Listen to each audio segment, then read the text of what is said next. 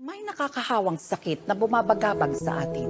Ang panlaban, lakas ng katawan. Pag mahina ang katawan, madaling magkasakit. Kailangan ng tamang pahinga, pagkain, ehersisyo, konsulta sa doktor. Inumin ng vitamins at maintenance medicines para kung tablan, kayang lagpasan. Kaya huwag magpanik, magpalakas. Lakas ng katawan, ang panlaban. Paalala mula sa tamang alaga ng RiteMED. Ayan, magandang umaga po sa lahat ng nakatutok ngayon sa Tuesdays with RiteMED. Ako si Kaiser Estrada, ang inyong host. Ang Tuesdays with RiteMED ay isang programa na inilunsad ng RiteMED upang magbigay ng importanteng kaalamang pangkalusugan na maaari ninyong magamit sa pang-araw-araw na buhay. So sa buwan ng Marso, we're doing special episodes bilang selebrasyon sa International Women's Month. At ngayong umaga, pag-uusapan natin ang tungkol sa menopause management. Ang menopause ay normal at parte sa buhay ng isang babae. Pero alam nyo bang mayroon itong iba't ibang sintomas na maaaring makaapekto sa pang-araw-araw na buhay? Ngayong umaga, ating alamin ang mga tips tungkol sa menopause management kasama si Dr. Rebecca B. Singson. Magandang umaga po, Dr. Rebecca, and welcome sa ating programa na Tuesdays with RiteMED. Good morning. Thank you for inviting me. Hello sa lahat ng nakikinig dyan. So good morning. We have 826 live viewers as of the moment. So I'm also glad to share to all that our messenger chatbot is live now on RiteMED Facebook page. So you may now message us and get instant reply for inquiries about our product assortment with the help of Mr. Right. So this is special thanks to the CIT team of Mr. Abbott. Hashtag wag mahihiyang magtanong kay Mr. Right. So ayan, siguro without further ado, let's proceed on what we're about to discuss this morning. So it's debunking the myths surrounding menopause. So, ayan, Doc. Ano ba yung pag-uusapan natin ngayong umaga? Okay. Marami tayong pag-uusapan ngayong umaga, and it's mainly about women who are entering another phase of their lives, no? Sige, let's have the first slide. Slide 2. Yan. Menopause actually is a transition time, no? Maraming nangyayari, nagpa-fluctuate ang mga metabolism ng isang babae, no? You have vasomotor symptoms, ibig sabihin, nagka-hot flash, nagko-cold flash, nahirapan sila matulog, nagkakaroon ng mood disturbances, ang sungit-sungit, no? And they snap at people, and nagkakaroon din ng changes in the genitourinary system, vaginal dryness, and then decreased bone density. So is it normal ba, Doc? Kasi di ba yun yung laging parang tinitis sa mga elderly women na, o mga nanay natin, for example, ang sungit-sungit mo naman, ano ba, nagme-menopause ka na ba? So is it a normal symptom as well kung bakit nagiging masungit yung ating mga nanay? Yes, and I started feeling it when I was 42, huh? So talagang snap at people, I'm such a calm person, pero talagang parang short-tempered ka, pero hindi lang to sa babae, sa lalaki din. Okay, same din. May Okay. So, pag hindi ka nagkaroon ng menses mo for 12 months, that is considered menopause. Okay? So, next slide tayo.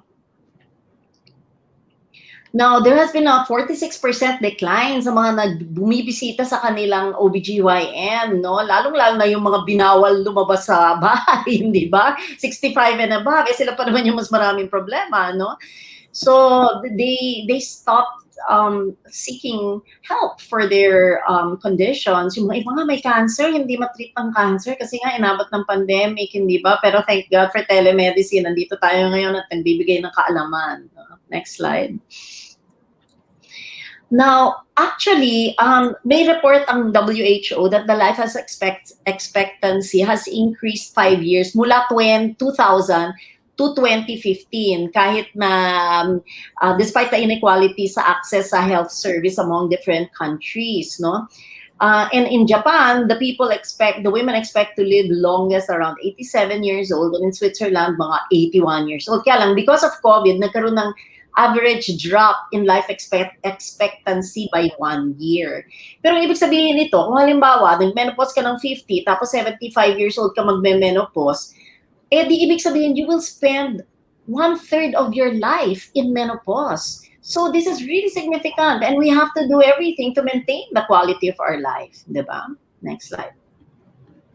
Anong nangyayari pag nagme-menopause tayo? Dun sa early menopausal phase, usually perimenopause, 10 years before menopause yan, no? As I said, ako as early as 52, I started to feel the hot flush, cold flush, and then the sweats, insomnia, pwede ka na mag-menstrual irregularity, ibig sabihin either lalakas or dadalas, no? Hindi normal yon. Dapat pag menopause, palayo at paunti, no? Tapos yung mga psychological symptoms, no, yung init ng ulo mo, yung mga iba nagde-depression, no. Tapos intermediate, yung vaginal atrophy, dyspareunia, it means masakit mag-contact, no, pati yung skin, numinipis yung skin, no, nagde-dry. Tapos wiwi ng wiwi, di ba? Kawiwiwi lang, wiwiwi na naman, no? Tapos sa gabi, bangon ng bangon para magwiwi, nati-disturb yung sleep, di ba? Tapos in late menopause, nagkakaroon ng osteoporosis, atherosclerosis, which leads to coronary heart disease, and Alzheimer's, di ba? Next slide.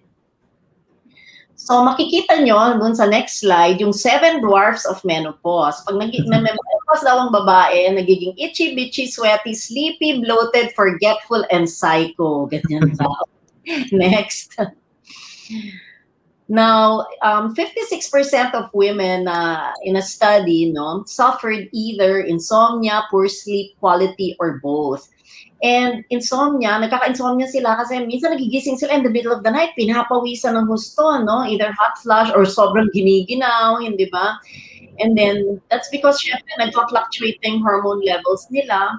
Tapos, nagkakaroon ng mga, yung circadian rhythm abnormalities, no? This refers to the biological rhythm ng katawan natin, no? Our hormones are synchronized to night and day, no? So, syempre, pag hindi ka nag-fluctuate yung hormones mo, hindi ka makatulog. Pag hindi ka nakatulog, magpa-fluctuate yung hormones mo. So, it's really a terrible vicious cycle, no? Tsaka yung mga nagkakaroon ng hot flush, cold flush, sila yung mas prone sa depression. Kasi, pag bumagsak yung estrogen mo, yung estrogen merong antidepressant yung effect, and it helps us sleep better. Next. Now, eto meron din daw diurnal rhythm ang ating bone, no? So, in other words, yung bone, yung nagre-remodel yung bone natin, dependent yan sa sleep-wake cycle natin, no? And it has been found that bone turnover is very, very important for bone remodeling, ano? So, syempre, pag masama yung sleep mo, madi-disrupt mo yung rhythm mo, and it will affect your bone metabolism, and it can make you more prone to fractures. Okay, next.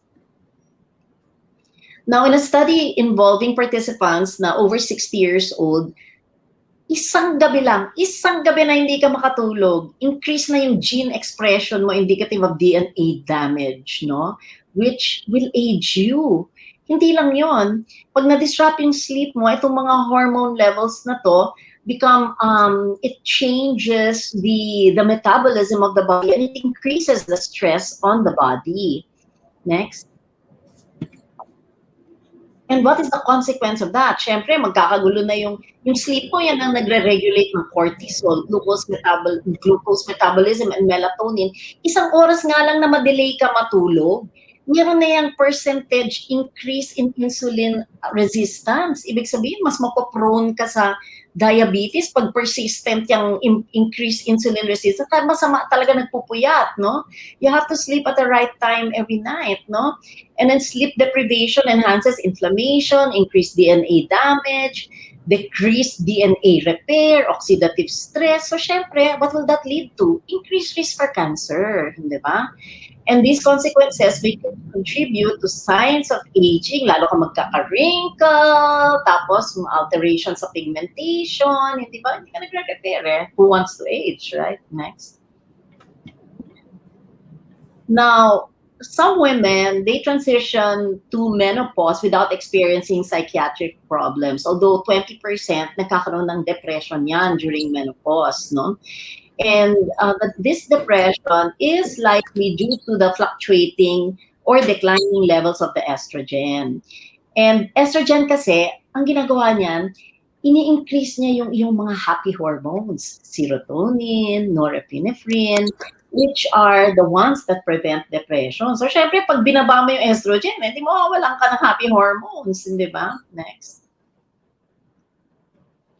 Now, between early and late postmenopausal women, hindi lang basta depression, hindi lang basta mga bone changes, nagkakaroon silang significant decline in sexual activity. Imagine from 74% to 56%. Hindi ba importante rin yung sex para sa happy hormones, no? So, isa rin yan contributory factor. Next. So, they experience reduced desire, vaginal atrophy, and dryness. Siyempre, pag meron kang atrophy and dryness, decreased pleasure in sex, masakit mag-contact, ayaw na nila makipag-contact, no? Bagsak pa libido nila. Next. The sad thing, though, is that not a lot of women and not a lot of doctors, kahit OBGYN pa yan, know that or believe that it is possible to alleviate and even reverse the symptoms of menopause. And that game changer is hormone replacement therapy. Not only will it relieve hot flushes, insomnia, urinary frequency, and nocturia, yung frequent urination at night, no? But it can treat and prevent and reverse osteoporosis, mga cognitive disorders, dementia, yung memorya mo, no? But really, the most important reason why menopausal women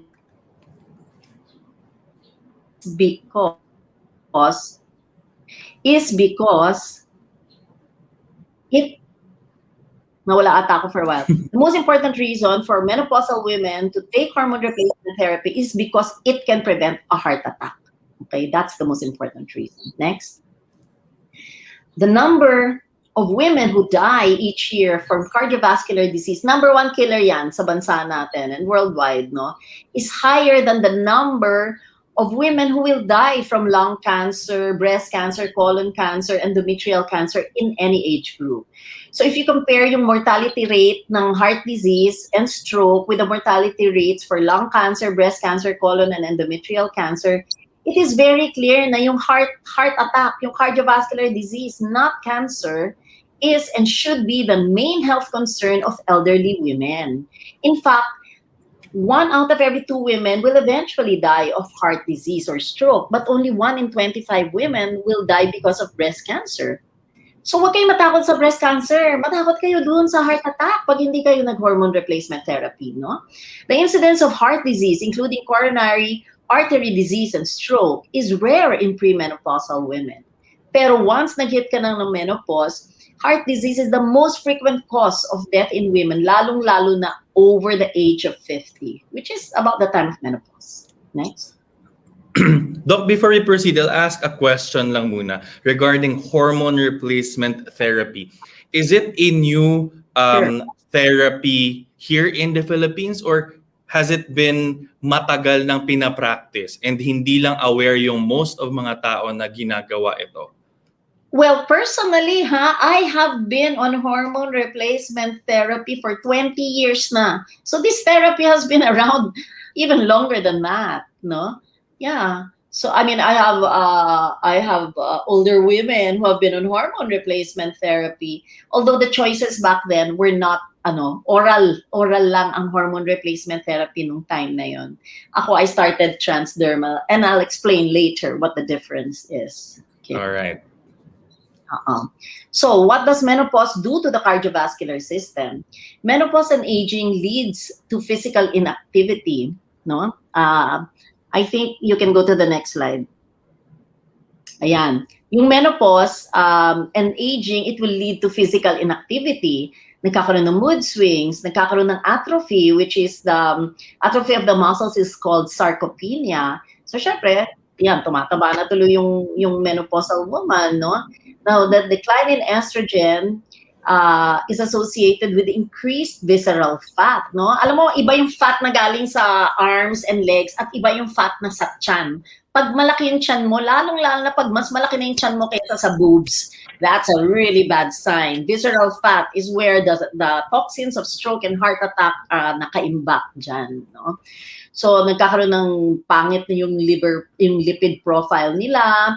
Tapos nagkakaroon sila ng hypertension, obesity type 2, diabetes mellitus, atherosclerosis, ischemic heart disease, bumababa yung kanilang good cholesterol, tumataas yung bad cholesterol, and that will cause ischemic heart disease and stroke, bottom line. Next. Tinan mo yung normal cross-section of the healthy artery. Okay? Yung healthy artery, eto. Usually hanggang mag-menopause, ganyan ang inyong blood vessel, walang bara. Pero once you hit menopause and you're not on hormones, pag nagkaroon ka ng isang arterial lesion sa wall, magkakaroon yan ng fat deposit, tapos magkakaroon ng blood clot, o di mababara, stroke. Kung sa heart nangyari yan, heart attack yan. Kung sa utak nangyari yan, stroke yan, di ba? So, estrogen, if you're on hormone replacement therapy, it remains like that. Kasi the estrogen relaxes, smooths, dilates the vessels para yung flow consistent and the vessels remain patent, no, nakabukas. Okay, next slide. Now, when should you start hormones? No? Apparently, the studies have shown that there is a right window of opportunity when to start hormone replacement therapy, and that is immediately after menopause. No? Yung mga studies kasi na natakot yung mga tao dahil nakaka-cancer daw siya. That was done with, hindi transdermal estrogen yun. Conjugated equine estrogen, which is ang brand name niya was Premarin, and it is taken from horse urine, 40 different hormones, none of which are bioidentical to the human body. So they found that after 60 years old, if you continue to take the conjugated equine estrogen, they had a slight increase in breast cancer and heart disease. Kaya natakot lahat, no?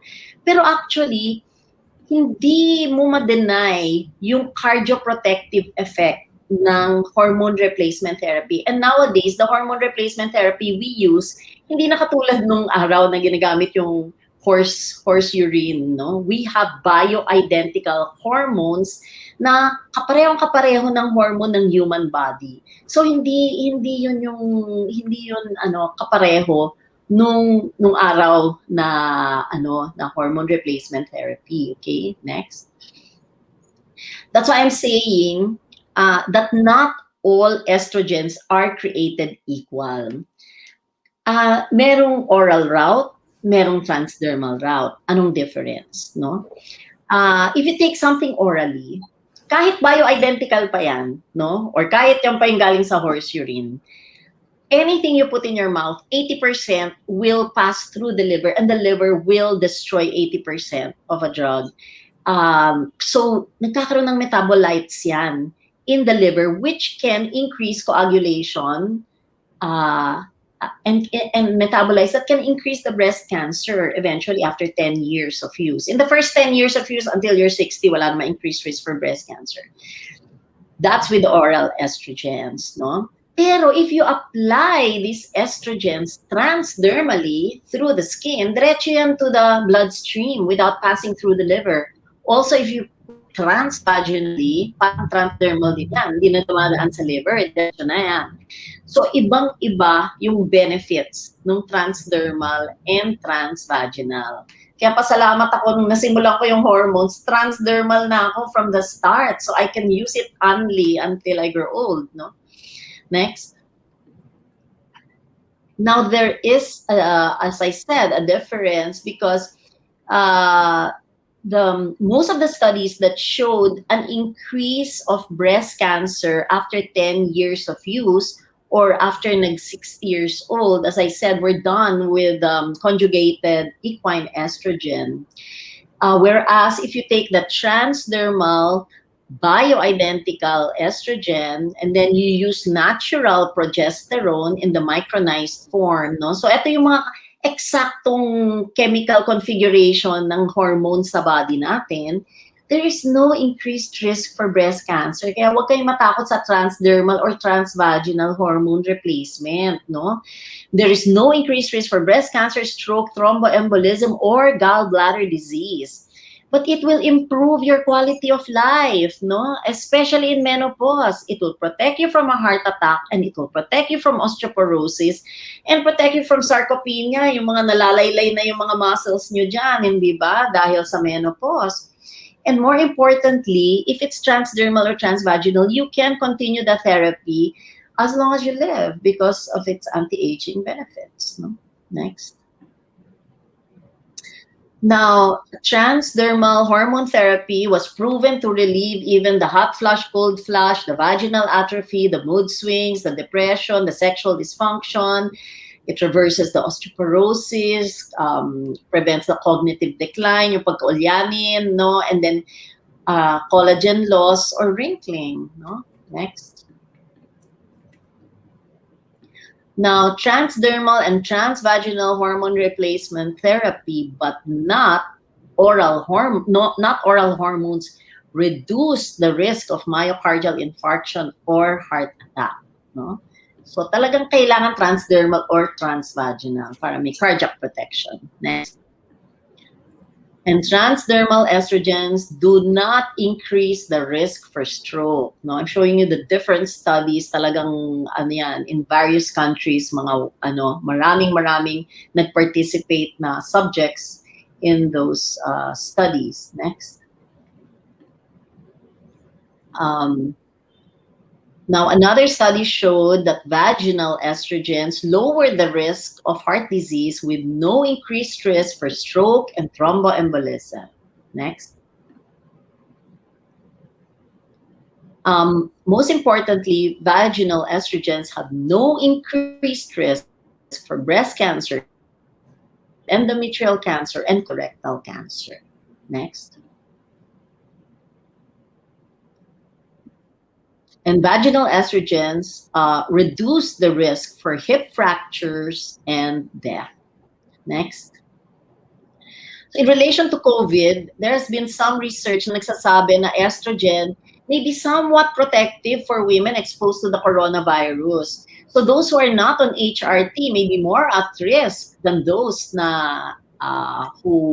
those without a decline in estrogen kasi naka-hormone replacement sila. So mas beneficial na naka-HRT panlaban sa COVID. Next.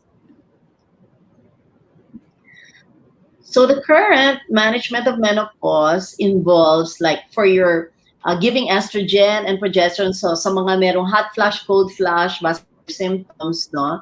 So you give estrogen and progesterone to women kapag may uterus. Kapag na-hysterectomize ka, natanggal na yung uterus, okay na yung estrogen lang. You don't need to give progesterone. And we give progesterone kasi to protect the uterus from cancer. So preferable, syempre, form is the transdermal or transvaginal estrogens.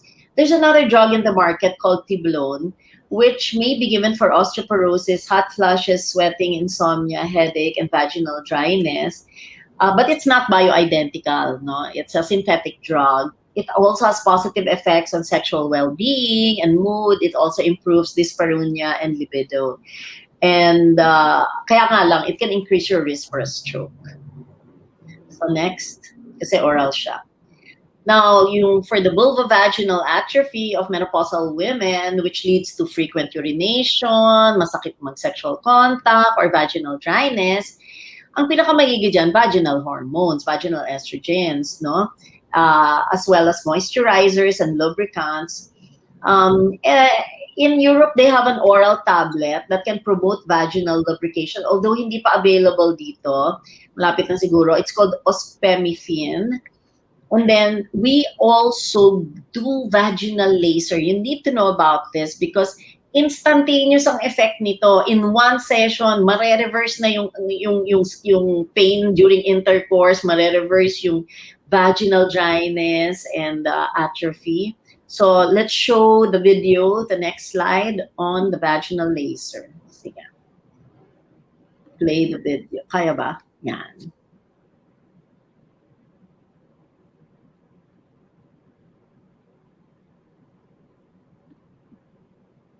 I know. Can you play the video? Can you press play, no? The one back. Go back. Press the play. Nandito. Go down here. Yan, press this. Kaya ba ako? Hindi. Can you press the play? Ito. No. There's a play button.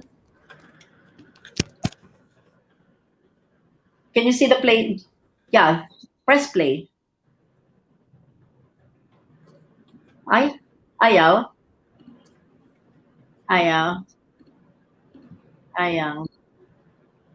Hindi, balikan na lang. Anyway, there's a probe. Balik ka pa. Just go back. Sige pa. Go back. Well, anyway, there's a laser. There's a laser where you can put it inside the vagina, and then it delivers a laser light. It's a 20-minute procedure which you do one time every month for 3 months, and it will cause increase collagen deposition in the vaginal walls. So kakapal uli yun, hindi na siya magiging manipis and dry, no? So one time every month for 3 months in 1 year. Now, for prevention naman of osteoporosis, of course, aside from your calcium and vitamin D, by the way, nearly every patient of mine that I test for vitamin D is deficient. If you do not go under the sun every day, no, kasi laging nasa loob ng bahay, I can guarantee you're vitamin D deficient. The best time to go under the sun is between 12 to 3 in the afternoon. If your skin is as white as Kaiser, mga 10 minutes, pwede na yan. Pero syempre, habang mas maitim, mas matagal ka under the sun, no? So if you're darker, pwedeng 10 minutes. If you're as dark as a black African, mga 2 hours sila to get the same amount of vitamin D that a white person can get in 10 minutes, no? So aside from that, there is, of course, hormone replacement therapy reverses osteoporosis, and tibolone can also do that. There are also some other drugs like raloxifene, the brand name is Avista. And there are also certain bisphosphonates you can use orally, a once-a-week bisphosphonate called alendronate, brand name is Fosamax, Alendra, or Fosavans, or the once-a-month ibandronic acid, known as Bonviva, or a daily subcutaneous injection of teriparatide, brand name is Forteo, or subcutaneous injection of denosumab called Prolia every 6 months. So next, the last slide. So in menopause, with hormone replacement therapy, you can be happy instead of itchy and bloated, in a good mood instead of bitchy and psycho, fresh and confident instead of sweaty, alert, instead of sleepy and forgetful.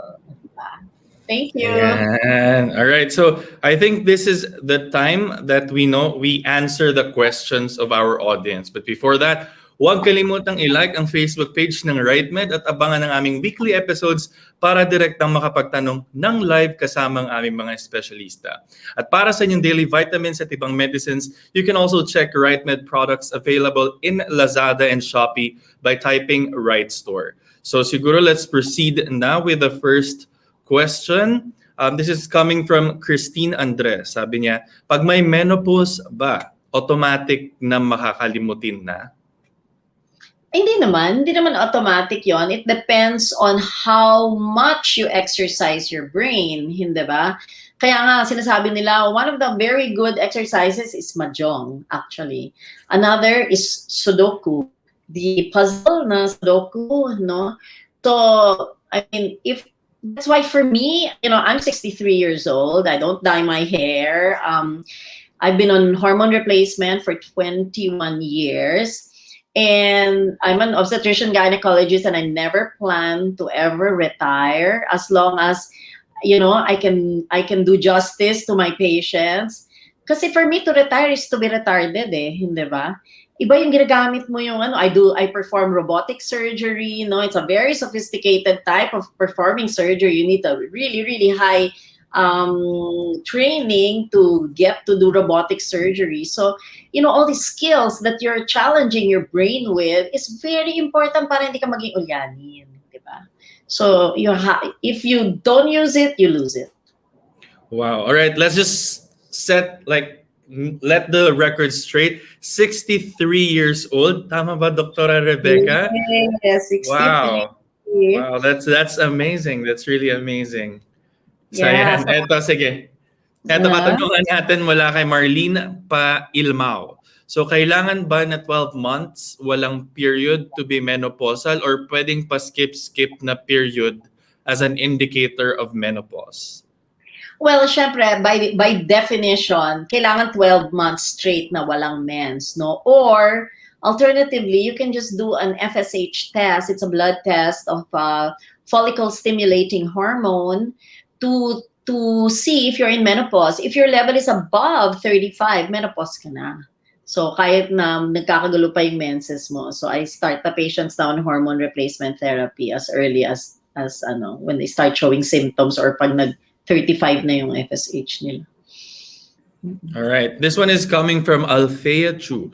Do women in their 20s have to start taking calcium supplements? Siguro this is in relation with yung sinabi niyo po, Dok, kanina na menopausal women are also at risk for osteoporosis. So dapat ba, women in their 20s already have to start taking calcium supplements? Actually, ganito yan eh. Yung iyong tendency to develop osteoporosis already begins from birth, okay? It depends on the amount of calcium you took during childhood, what kind of activities you were doing, because you cannot deposit calcium into your bones without exercise. You have to do exercise against gravity. Well, so definitely swimming and biking are exercises against gravity, no?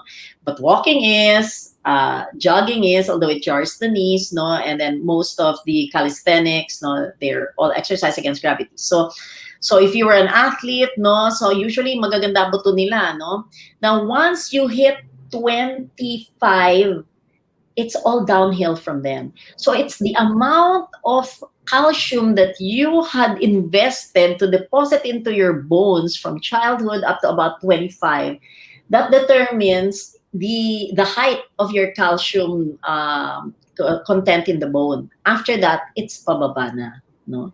So it depends. I suggest to take like serum ionized calcium levels. It's not only calcium that determines your bones. It's mas maraming deficient sa vitamin D. You cannot form bone without vitamin D also. And then magnesium, no? So mas marami ring deficient sa magnesium and vitamin D. So I always check these levels in the blood. And then it depends also on your diet, di ba? Now, dairy is not the best source of calcium. Okay, they've already proven that with a Harvard nurses study that the nurses who drank the most milk had the most osteoporosis. Okay, so dairy is not.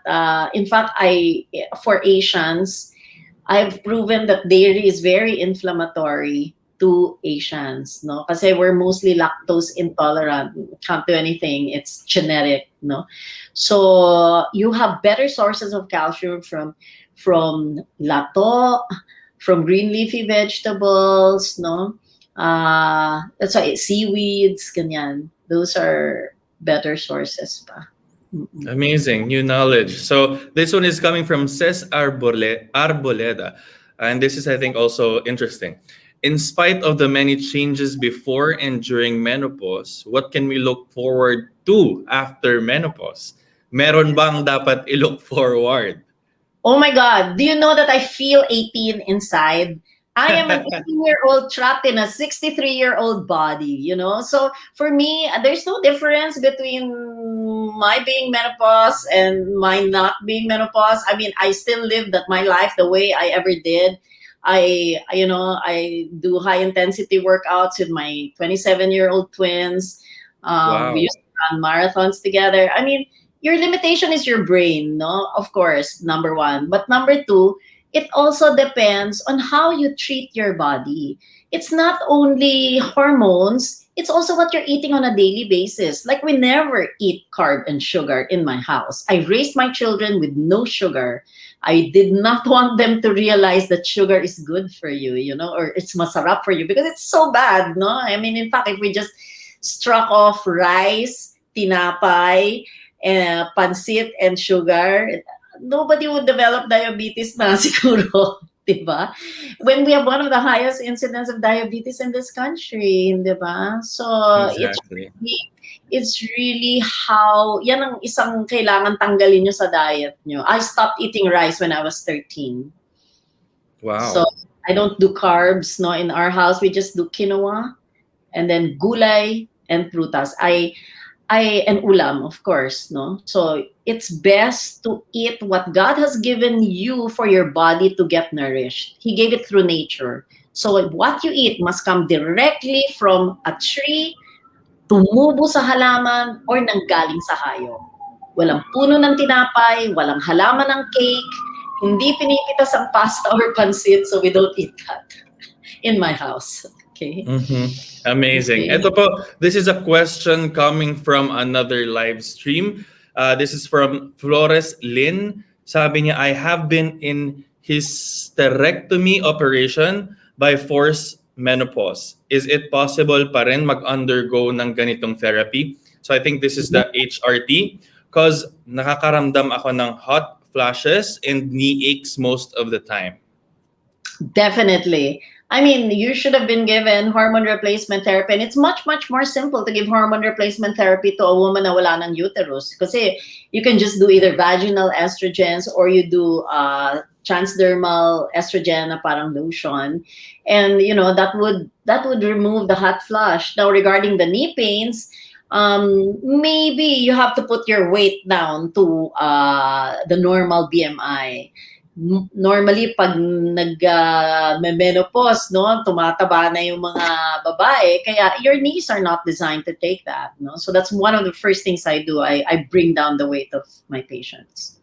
Exactly. Ito naman, may isang comment mula kay Ethel Tumalad Padilla. Sabi niya, quinoa is expensive. So, in relation to this, meron ba tayong mga alternatives for quinoa? So, they can get that as a tip from you, Doc, to be healthier. Yeah, well, there's also adlay, no? If you want the feel of rice, adlay is low glycemic. Of course, it's a little bit more expensive than rice because it's produced in smaller quantities. But I really advocate supporting the farmers from Bukidnon, no? Sila yung mga taga-Hinabalan, no? You can access that. Pero well, I mean, I stopped eating rice at 13, and we didn't even have quinoa or adlay back then. So anong ginagawa kong kanin? Yung gulay. Kung ano merong gulay dyan. If it's kare-kare, gulay ng kare-kare. Yung mga puso ng saging, yung mga sitaw, yung mga eggplant. Yan ang kanin ko. Hindi ba? You just substitute the bulk of the rice that will fill up your stomach with the volume of gulay. And it's much healthier for you, di ba? Hindi tataas yung blood sugar mo, di ba? Or what we do at home, you get sayote, patola, the humble patola, no? I-cube it, no? Any kind of vegetables, including, we don't do patatas. Kamote, yes. Kamote is low glycemic, patatas is not. Okay, so you cube everything, iba-ibang klaseng vegetables, you put olive oil, salt and pepper, you can even put rosemary, whatever herbs, and put it on the oven and roast it. Roast your vegetables, yan ang kanin mo, hindi ba? Pag hindi ka nabusog, ewan ko. And ulam, no? Yun. Tama. So ito, Doc, this is gonna be the final question for today. This is coming from Althea Chu. What is the biggest change that a menopausal woman can experience? Ayan, pang Miss Universe yung tanong niya. Actually, it's not the same for every woman. So every menopausal woman, some women actually go through it like nothing. But for some women, I think the most dramatic change is what will impact her family, di ba? Kasi if it is your sexual loss of sexual libido, and that if your husband doesn't mind that, then hindi ba okay lang, kasi a lot of couples are happily married, even if 50% of couples say they are happily married even if they don't have sex, no? So if he's the kind of guy na ganon, then baliwala yung loss of sexual libido mo, hindi ba? But if it's the mood swings and insomnia, sungit-sungit mo, hindi mo na makausap yung pamilya mo, then, di ba, it is whatever change impacts your relationship with the people around you. No? All right. So ayan, thank you so much, Doc, no, for being here with us this morning. So any final message sa ating mga viewers ngayong umaga? And if in any case, no, they wanted to do a consultation with you, saan ka ba nila best na pwedeng puntahan, tawagan, or i-contact? So you can say that now. Well, I practice in 3 major hospitals in Metro Manila. I'm in St. Luke's Global right now. I also do clinic in RiteMED as well as in Asian Hospital. I think the best way to make an appointment is to go online, Dr. Rebecca Singson, Sirius MD, and you can make your appointment from there. So that's the fastest way. We can do online initially, and then if I need to see you in the hospital, then kailangan ng face-to-face, kailangan talaga. Now, my biggest message is, pandemic or no pandemic, I think you still need to take care of yourself, and you still need to stay even more healthy than ever, hindi ba? Para hindi ka magsakam sa COVID. So on your birthday, do that as a gift to yourself. You should always see your doctor and attend to your health on your birthday, so you will never forget. Nobody will give you that gift except yourself. Amazing. So ayan, again, maraming salamat Dr. Rebecca Singson. Again, huwag kalimutang i-like ang Facebook page ng RiteMED at abangan ng aming weekly episodes para direktang makapagtanong ng live kasama ng aming mga espesyalista. At para sa inyong daily vitamins at ibang medicines, you can always check RiteMED products available in Lazada and Shopee by typing Right Store. So again, see you next Tuesday at 10 a.m. Magandang umaga sa lahat at maraming salamat.